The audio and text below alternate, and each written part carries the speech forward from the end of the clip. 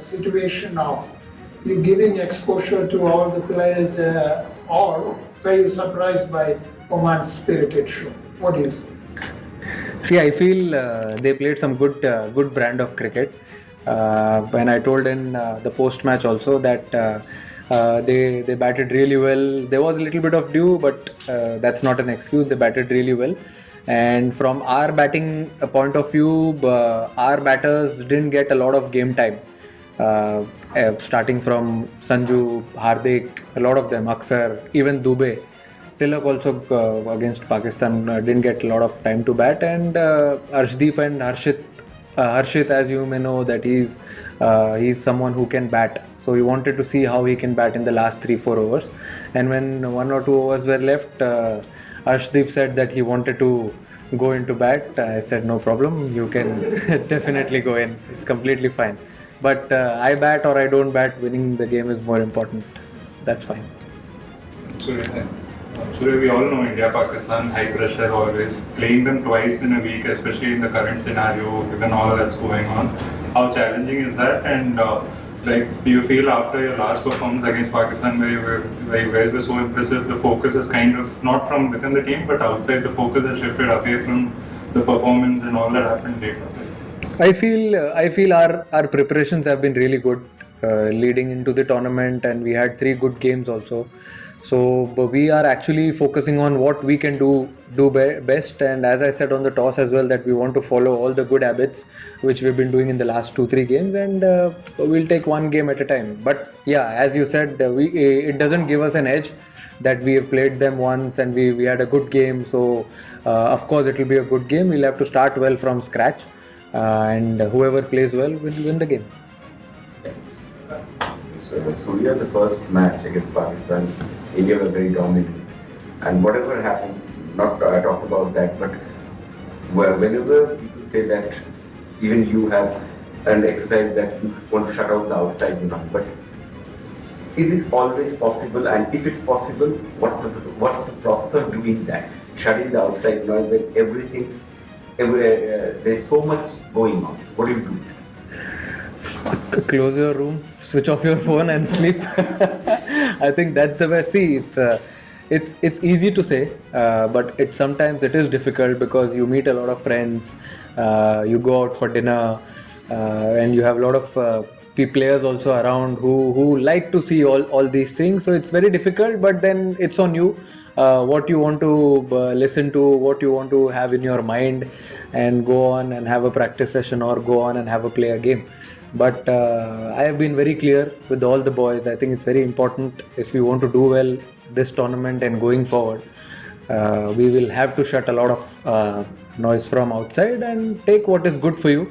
I'm not saying shut the noise completely, but take what is good for you. I mean, someone can give you a good advice as well, which can help you in the game, which can help you on the ground. So I think that is very important for me. And rest, I feel everyone is good in good space. Captain, हमेशा India Pakistan match से पहले buildup में बात आ जाती है कि अलग game है, डिफरेंट गेम है. क्या अभी तो टाइम ही नहीं है बिल्डअप का, 24 घंटे के बाद मैच है. फिर भी लोग बात करते हैं, स्पेशली जो चल रहा है बैकग्राउंड में, लोग बात करते हैं डिफरेंट गेम है. क्या क्रिकेटिंग पर्सपेक्टिव से इंडिया पाकिस्तान राइवलरी क्या सेम लेवल की इंटेंसिटी है, सेम लेवल की क्वालिटी है दोनों टीम्स के बीच में? इसको आप कैसे देखते हो? और as a captain of the team, क्या आपको लगता है कि पाकिस्तान को हराने में अभी भी वही अलग मजा आता है जैसे पहले आता था 2003-2000 उस टाइप की बात अगर मैं करूं? अभी देखो, उस टाइम तो पता नहीं, मैं कभी खेला नहीं तो मैं तो मैं बता नहीं सकता. बट राइवलरी की बात करें तो पता नहीं आप लोग क्या राइवलरी की बात कर रहे हो. मुझे तो बस ग्राउंड पे जाने के बाद ऐसे ही लगता है कि स्टेडियम भरा होता है, और जब स्टेडियम भरा होता है तो मैं अपने टीम को और सबको ये बोलता हूँ कि चलो भाई लोग, एंटरटेनमेंट का टाइम आ गया. इतने लोग आए हैं मैच देखने के लिए, तो आपको एंटरटेन करना पड़ेगा सबको. Let's play some good brand of cricket. And और तो मेरे हिसाब से हम लोग इतना ज़्यादा कुछ सोचते नहीं है. 3 गेम खेला है हमने, अभी तीनों गेम जीतने में उतना ही मज़ा आया जितना गेम इसके पहले वाला गेम जीतने में मज़ा आया था. तो I feel every game is a new challenge. We take it in a stride, और अच्छा लगता है. जीतते हैं और कुछ उसमें से सीखते हैं और नेक्स्ट गेम में ट्राई करते हैं करने के लिए. पाकिस्तान के खिलाफ पिछले मैच में बैट से भी और बाकी चीज़ों से भी भारतीय टीम ने बहुत अच्छा किया. अगले मैच में बाकी चीजें क्या होती है भाई? अगले मैच में भी भारतीय टीम वैसे ही करेगी जैसे पिछले मैच में किया। अच्छा, बॉल से अच्छा किया था, करेक्ट, वो बोलना चाह रहा, फिर ठीक है जी, बिल्कुल। अच्छा बॉल और बैट का अच्छा कॉन्टेस्ट है, अच्छी इंटेंसिटी का भी कॉन्टेस्ट है। आई फील जैसे कि मैंने अभी लास्ट क्वेश्चन में बोला कि पूरा स्टेडियम भरा होता है, उससे ज़्यादा आपको क्या है, बेस्ट क्राउड आता है सपोर्ट करने के लिए। And it's best thing, put your best foot forward for the country and enjoy the game. Surya tournament का बिजनेस एंड है और यहाँ अरे दादा, अभी तो चालू है यार। बिजनेस एंड कैसे हो गया?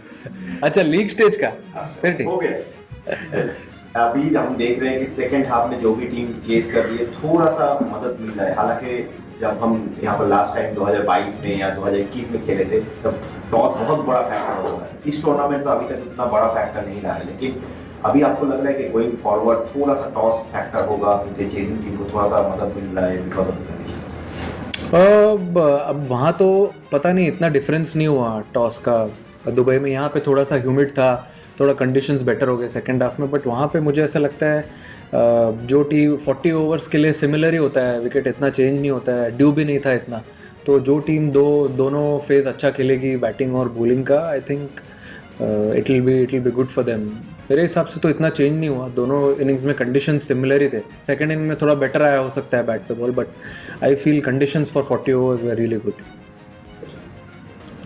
Surya, for a change, was it nice to kind of play this game where the focus on all sides was just the cricket, and also to have run close, the opposition challenging you guys, and also all of the batters batting on 20 overs, which you didn't do in the 2 games.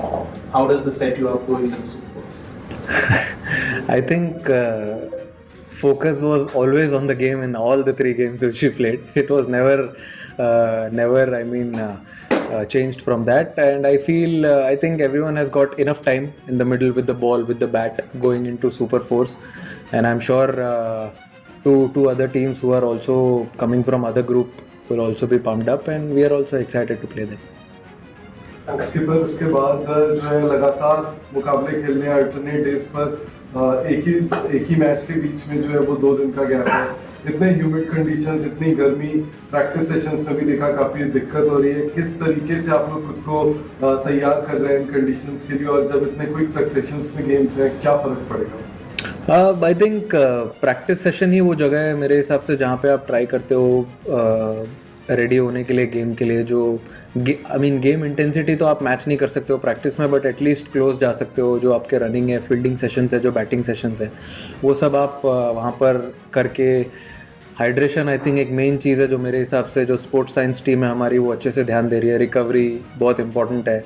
तो ये कुछ चीज़ें अभी आप इतने professional हो जाते हो ये लेवल पे आके कि आपको बताना ज़रूरी नहीं है कि कल मैच है या 2 दिन बाद मैच है, आपको कैसे प्रिपेयर करना है, क्या ध्यान रखना है। क्योंकि हम जब इंडिया में भी खेलते हैं, जब IPL खेलते हैं, फ्रेंचाइज क्रिकेट खेलते हो, तो आप 3 बजे का मैच भी खेलते हो, 4 बजे का मैच भी खेलते हो। तो उसके लिए कैसे प्रिपेयर करना है मेरे हिसाब से सिमिलर है। इधर आपके पास प्लस पॉइंट है कि आप शाम में खेल रहे हो, 6:30 गेम है सारे, तो सबको अपना अपना प्रिपरेशन आना चाहिए और सब अपने अपने हिसाब से प्रिपेयर कर ही रहे। किसी को इतना मतलब अभी तक तो मैंने देखा नहीं, अगर क्रैम्प्स वगैरह इतने आए नहीं है, तो I think they are preparing themselves really well. Sorry Surya भाई, पिछले जब इंडिया पाकिस्तान का मैच था तो देखा हमने कि सुबह से जो पूरा मैच देखते थोड़ा गुस्सा दिखाया गया, लेकिन शाम को जब हम मैच जीते तो पूरे देश में खुशी का माहौल था, एक अलग माहौल था। इस बार भी आपको देश तो जीत गए ना, इसीलिए खुशी मनाया, और क्या। तो इस बार में कुछ ये कहेंगे देश को सिर्फ संडे को एंजॉय करें, मैच और सब चीज़ों को भूल जाए, क्या कुछ बोलेंगे? देखो, जैसे भी कंट्री हमेशा सपोर्ट करता है हर गेम में, वैसे ही ये गेम में भी सपोर्ट करते रहे। और संडे है तो मेरे हिसाब से ज़्यादा लोग बैठ के देखेंगे मैच, तो आराम से बैठे एंजॉय करें गेम। और हम लोग ग्राउंड पे जाएंगे तो पूरी कोशिश करेंगे सेम इंटेंसिटी से खेले, सेम एनर्जी से खेले, और हमेशा हम ट्राई करते हैं अपना ये गेम आगे रखने के लिए, और वही ट्राई करेंगे पूरा ग्राउंड पे। सूर्या, आपने 100 से ज़्यादा इंटरनेशनल मैच खेले हैं, कप्तान वर्ल्ड कप इंडियन टीम का हिस्सा है, जो पूरा कॉन्टेक्स्ट था पिछले मैच का, उस लिहाज से was this your best match T20 international में? जिस तरह का रिएक्शन, सारी चीज़ें रही, मतलब मैं समझा नहीं। मतलब आपके लिए as a player that was the best match? नहीं, ऐसा तो नहीं है। एवरीथिंग जो so much was riding on the this game. Best match तो मेरे लिए तब था जब मैंने फर्स्ट गेम खेला था इंडिया के लिए। उसके बाद से जितने भी मैच मैंने इंडिया के लिए खेले, जब भी मैंने फील्ड लिए वो जर्सी पहन के, हमेशा मेरे लिए एक प्राउड मोमेंट ही रहा है।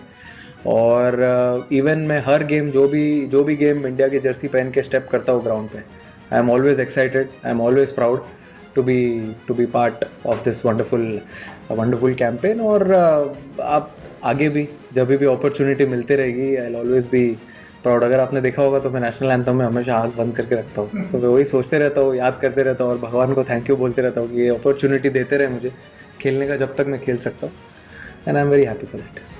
Thank you so much. Thank you.